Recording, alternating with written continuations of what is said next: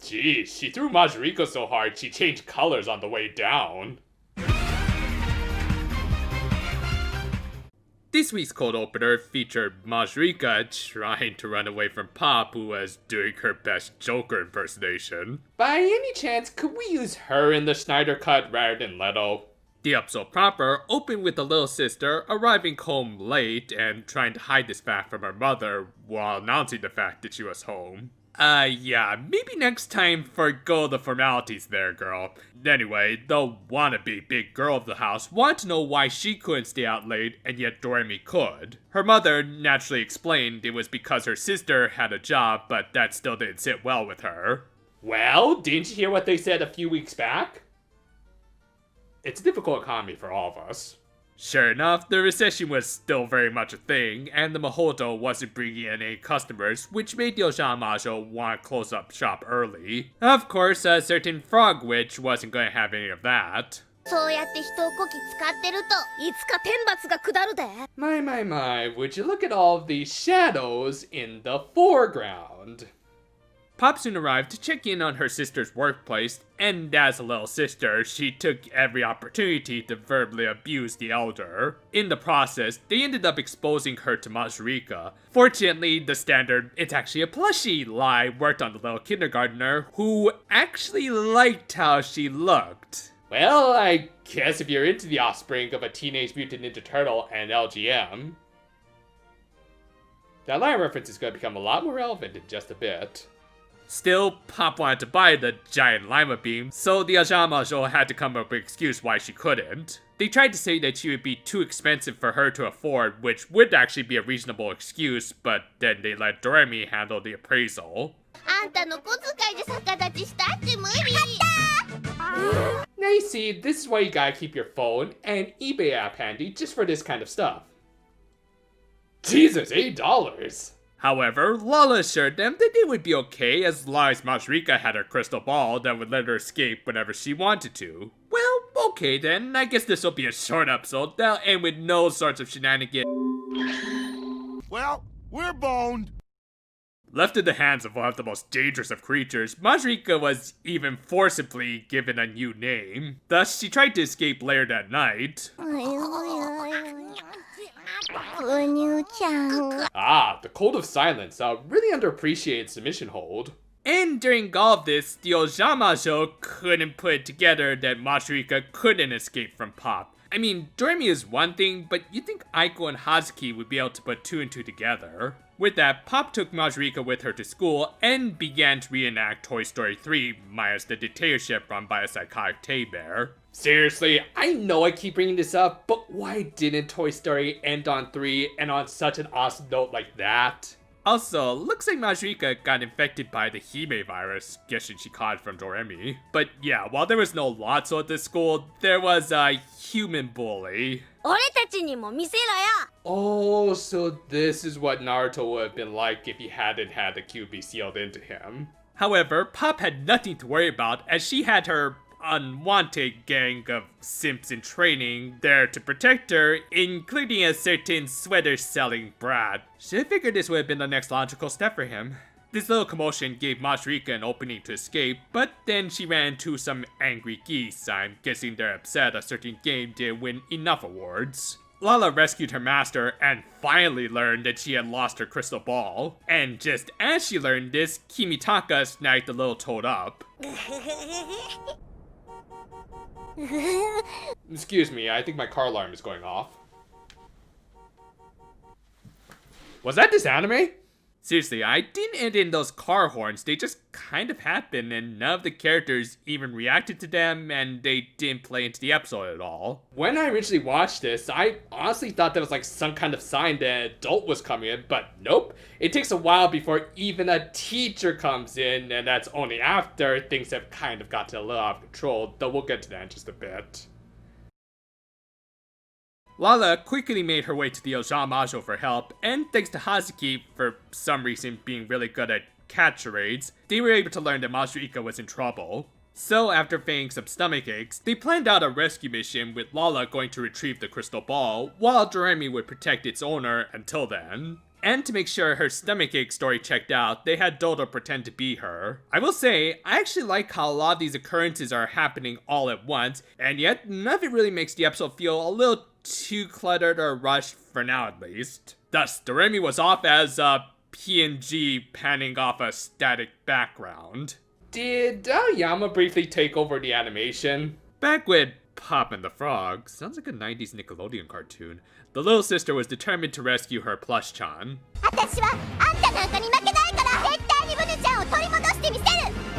I will say, this more action anime-esque insert song they played here was good, even though they did cut away a little too soon from Pop to Doremi arriving. And considering the next scene we'd see Pop in was her climbing a tree to save Majorika, does make it feel like we're missing a proper transition. Personally, I think they could have cut this scene of Lala looking for the crystal ball and instead show Kimitaka at least starting to climb the tree to make for a more proper transition. But yeah, the two kids' chase led to the top of a tree, and again, there were still no teachers in sight. Then again, I guess there's nothing they have to be that concerned about in this perfectly safe little playground. I mean, it's not as though there's a giant tree or a lake in the middle of it. Seriously, who puts a lake in the middle of a kindergarten playground? But yeah, obviously it was there to mostly facilitate a suspenseful climax as the branch they were on started to break. Thus, in a rather impressive display, Doremi managed to rescue them at the last minute after jumping for her wand. From there, Lala brought the crystal ball, and Majorika once again tried to escape from her captors.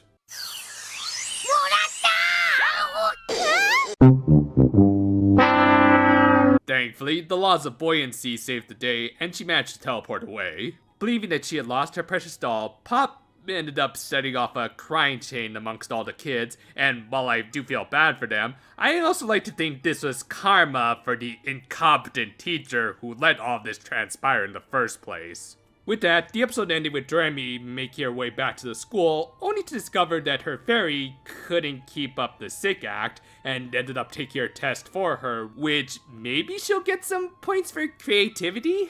Oh, and for some reason, Aiko and Hazuki showed off their jazz hands. This was an okay episode. I mean, it did have some decent development and some obvious foreshadowing for Pop's role in the show going forward, and of course some good moments with her sister as well. Some of the plot did feel a little disjointed and forced, though I would attribute some of that to some poor directorial choices rather than the writing. Again, what was the point of that car horn? I will say, all the stuff involving Majorika's pain was pretty hilarious because it did feel like she was getting her comeuppance after 14 episodes of being a crabby witch to her apprentices. The fact that it reminded me of one of my favorite Pixar films of all time certainly helped. Though fortunately for her, Pop wasn't a terrible owner. Yeah, she could probably put her in a few less submission holds, but she also did legitimately treasure her plush-chan enough to impress Majorika. And of course, Doremi casting a spell perfectly for once was impressive, even if her follow-up wasn't great. All that said, some of the plotting and pacing this episode felt a little off. I don't know, after Doremi left the school, it just felt like they jumped from scene to scene a little too much and it just didn't flow all that well. There were also a lot of inconsequential scenes like the Pop Simp Gang, that was just eye-rolling. And there might have been a few deleted scenes like somebody's car coming in that weren't completely deleted. Again, I do think this was more of a case of the director making a few poor choices, as the writer of this episode was head writer Kageyama, who can usually write these sorts of multi-layered plots pretty well. Still, just because this was an episode starring mostly kindergartners doesn't mean y'all should be just as disorganized as them. That's about all I have to say for Doremi this week. But since I wasn't able to do a Healin Good review a few days ago, I figured I'd use this video to talk about this. So yeah, they finally got around to announcing the release date for the Healin Good film as March 20th, which following previous year patterns would have been the release date for the 2021 season's big crossover movie, but obviously a lot of things got shifted around because of the real life Byogans. Curse those ne'er-do-wells! Their evil plan all along was to doom the film industry! Actually, it already kind of had one foot in the grave, so yeah, not a big loss really. But yeah, before we get into talking about the film itself, I do wonder if this means Healing Good's run might be extended by a month or two before we get into the 2021 team.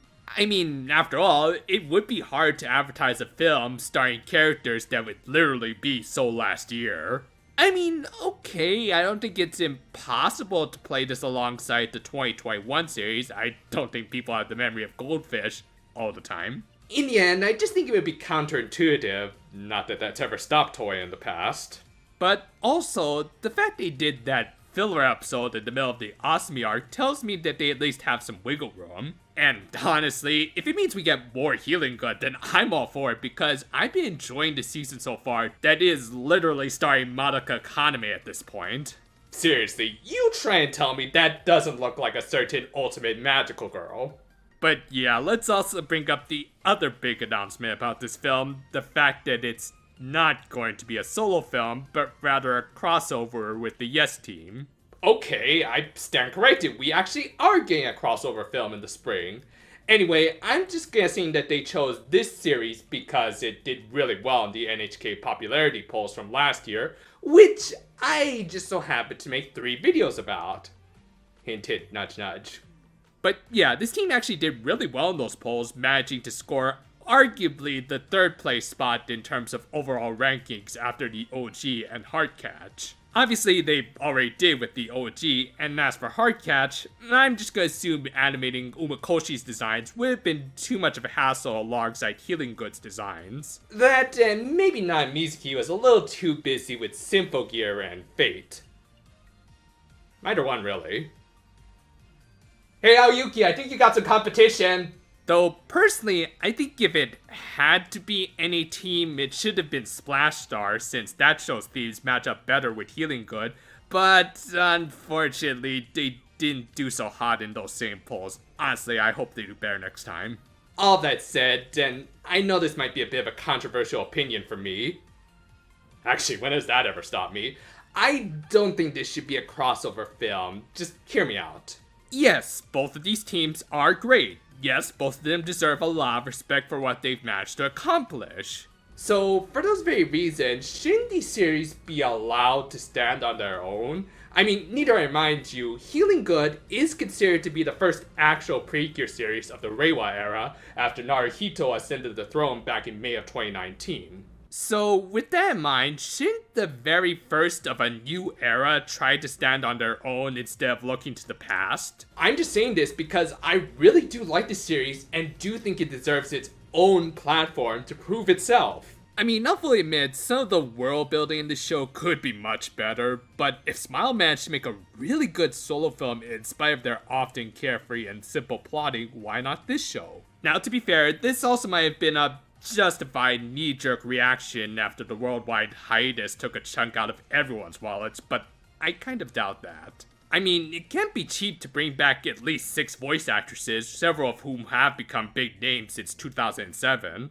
So, I would imagine this film was in the works for a while, even before the pandemic broke out, which tells me Toei, as usual, is trying to bank on nostalgia, and of course the word that gets everyone running, crossovers. And for me at least, crossovers have really lost their luster over the last few years. I think it's an unfortunate case of oversaturation and just a feeling like they can't really do anything all that innovative at this point. This is especially the case when you consider what came out 2 years ago. Now, I don't necessarily hate All Stars memories, and in fact I think this is an important part of the Precure fandom, hence why I'm keeping this Blu-ray. It was also a very crowded and oftentimes cluttered mess of a film, and again, it didn't let the Hakuto team have their own solo movie, which they were in dire need of because their show proper was also having severe plotting issues throughout its run. Now, do I think this upcoming film will be bad?